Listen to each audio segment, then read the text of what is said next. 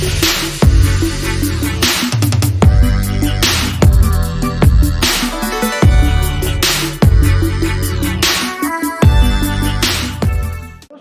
welcome to AJ Commerce Academy. In today's class, I am going to teach you what are the causes of rightward shift in demand.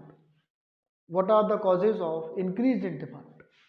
तो topic जो है वो है shift in demand का, forward and backward shift. तो अभी हम forward shift यानी इंक्रीज इन डिमांड की बात करेंगे। तो इंक्रीज इन डिमांड कब होता है? नॉर्मली देखा जाए तो इंक्रीज इन डिमांड में क्या होता है, प्राइस तो कांस्टेंट रहता है लेकिन अदर फैक्टर्स जो होते हैं वो उसमें चेंज हो जाते हैं। अदर फैक्टर्स अभी हम डिस्कस करेंगे, पहले एक बार इसको देख लेते हैं कि इंक्रीज इन डिमांड क्या होता है। It refers to a situation when quantity demanded of a commodity increases, यानी क्वांटिटी डिमांडेड इंक्रीज हो गई even when own price of the commodity is constant, यानी प्राइस तो कांस्टेंट ही है लेकिन डिमांड इंक्रीज हो गई। तो देखिए यहाँ पर ये टेबल है, तो ये इंक्रीज इन डिमांड को शो कर रही है। देखिए प्राइस तो कांस्टेंट है लेकिन क्वांटिटी डिमांडेड क्या हो गई, इंक्रीज हो गई 100 एंड 200। तो इसको क्या बोलते हैं हम, इंक्रीज इन डिमांड और shift in, rightward shift in demand. इसको क्या बोला जाता है, दूसरे वर्ड्स में राइटवर्ड शिफ्ट इन डिमांड भी बोला जाता है। तो देखिए ये प्राइस है, प्राइस तो कांस्टेंट है, यहाँ पे प्राइस आएगा, ये वाई एक्सिस है, ये एक्स एक्सिस है, यहाँ पर प्राइस एंड यहाँ पर क्वांटिटी 100 एंड 200। तो प्राइस तो कांस्टेंट ही है, सीधी लाइन ड्रॉ कर देंगे प्राइस की, हॉरिजॉन्टल टू एक्स एक्सिस, ये क्वांटिटी है और ये डिमांड कर्व है डी एंड D1। ये ओल्ड डिमांड कर्व, ये न्यू डिमांड कर्व। अब देखिए राइटवर्ड शिफ्ट हो गया, तो इसी को क्या बोलते हैं, राइटवर्ड शिफ्ट इन डिमांड बोलते हैं। अब इसके कॉजेज क्या होते हैं, डिमांड क्यों इंक्रीज हुई, तो उसके कॉजेज क्या हैं, causes of increase in demand when income of consumer increases. तो हम सबको मालूम है जब कंज्यूमर की इनकम इंक्रीज होती है तो वो क्या होता है, कांस्टेंट प्राइस पे, कमोडिटी के कांस्टेंट प्राइस पे कंजम्पशन इंक्रीज कर देता है कमोडिटी का। जब इनकम इंक्रीज होती है तो वो डिमांड भी इंक्रीज करता है, first cause. Second, when price of substitute goods increases. तो सब्स्टिट्यूट गुड्स क्या होते हैं, सब्स्टिट्यूट गुड्स क्या होगा आपका, टी एंड कॉफी। तो जब क्या होगा, when price of substitute good increases, यानी जब मान लेते हैं कंज्यूमर टी का कंजम्पशन कर रहा है तो क्या हुआ, कॉफी के प्राइसेस इंक्रीज हो गए। तो जब कॉफी के प्राइस इंक्रीज होंगे तो क्या होगा, जो कंज्यूमर है वो टी की डिमांड में इंक्रीज कर देगा। क्यों, क्योंकि सब्स्टिट्यूट गुड्स के प्राइसेस क्या हो गए, इंक्रीज हो गए। तो जब सब्स्टिट्यूट गुड्स के प्राइस इंक्रीज होते हैं तो वो जो अनदर कमोडिटी होती है उसकी क्या होती है, उसकी डिमांड इंक्रीज हो जाती है। तो सेकंड कॉज क्या हुआ, when price of substitute goods increases. Third cause, when price of complementary goods falls, यानी कॉम्प्लीमेंट्री गुड्स क्या होते हैं, कार एंड पेट्रोल। तो कॉम्प्लीमेंट्री गुड्स के प्राइस क्या हो गए, फॉल हो गए। मान लेते हैं कि हम पेट्रोल के प्राइस फॉल हो गए, तो क्या होगा, जब पेट्रोल के प्राइस फॉल होंगे तो कार की कांस्टेंट प्राइस पर कार की डिमांड क्या हो जाएगी, इंक्रीज हो जाएगी, क्योंकि उसका कॉम्प्लीमेंट्री गुड्स के प्राइस डिक्रीज हो गए। पेट्रोल सस्ता हो गया तो क्या होगा, कार की डिमांड इंक्रीज हो जाएगी।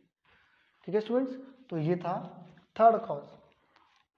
फोर्थ है, when consumer taste and preference shift in favor of the commodity due to change in fashion और climate। कोई फैशन चेंज हो गया तो क्या होगा, कंज्यूमर का टेस्ट चेंज हो जाएगा, है ना। क्लाइमेट चेंज हो गया, गर्मी से सर्दी आ गई तो वो कौन से क्लॉथ्स को वियर करेगा, जो गर्म कपड़े होंगे। तो क्या होगा, जो गर्म कपड़े होंगे, जो वूलन के जो कपड़े होंगे उनकी डिमांड क्या हो जाएगी, इंक्रीज हो जाएगी due to change in climate.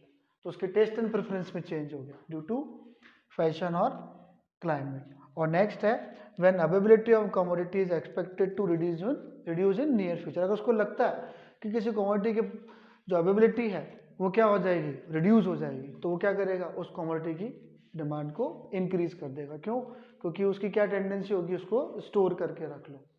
तो ये कॉजेज होते हैं इंक्रीज इन डिमांड के। अब नेक्स्ट है students, shift backward shift in demand और डिक्रीज इन डिमांड, और इसको हम क्या बोलते हैं, what are the causes of leftward shift in demand.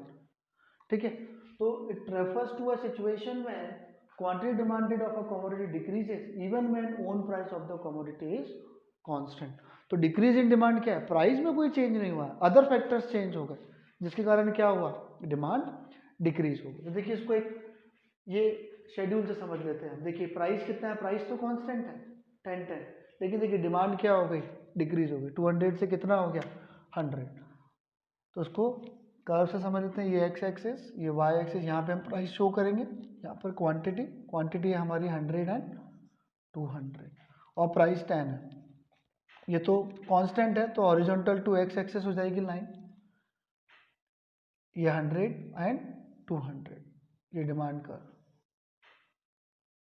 तो डिमांड डिक्रीज हुई, तो ये ओल्ड डिमांड कर्व देखिए 200 से कहाँ आ गया 100 पे, और ये D1, ठीक है स्टूडेंट। तो अब ये देखिए ये डिक्रीज इन डिमांड, ये 200 से कहाँ आ गई 100 पे आ गया, तो इसी को क्या बोलेंगे, डिक्रीज इन डिमांड कर्व बोलेंगे, है ना।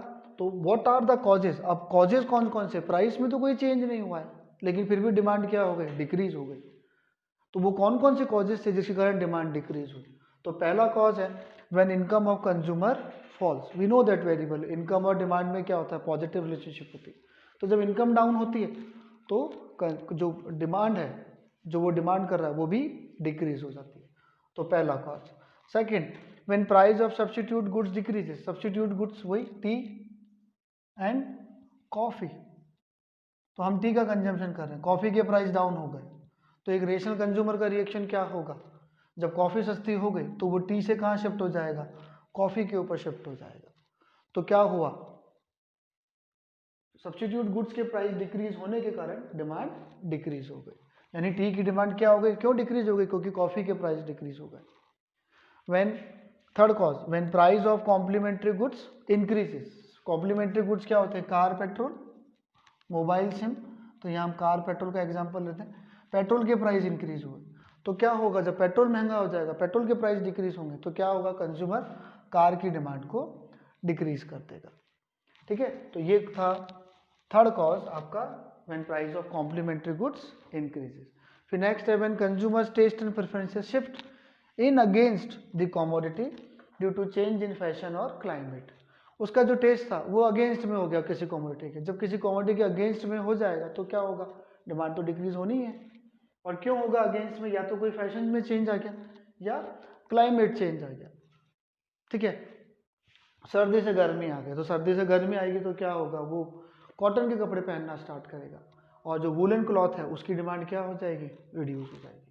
And when availability of the commodity is expected to rise in near future, अगर उसको लगता है कि किसी कमोडिटी की अवेलेबिलिटी जो है वो नियर फ्यूचर में इंक्रीज हो जाएगी, तो क्या होगा, वो उसका कंजम्पशन अभी कम कर देगा, ठीक है स्टूडेंट्स। तो ये कॉजेज होते हैं डिक्रीज इन डिमांड के, ठीक है स्टूडेंट्स।